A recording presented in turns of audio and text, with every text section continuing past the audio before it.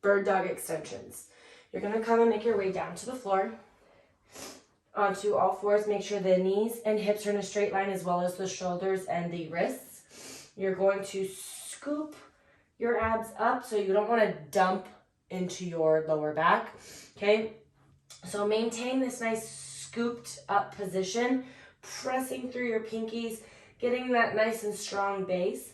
Now, I don't care how high you lift. It's more about the reach. So reaching forward and kicking that heel back as you squeeze your abdominal muscles. So you're gonna scoop your abs up, making sure that back is nice and flat. You're going to inhale, extend, and exhale, reach. Notice that my lower back is nice and still. I'm not dumping forward.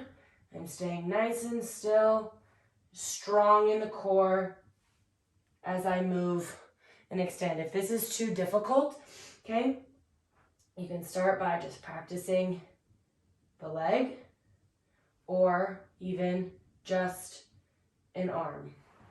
And then you can move into doing opposite arm, opposite leg. Do the same side and then switch.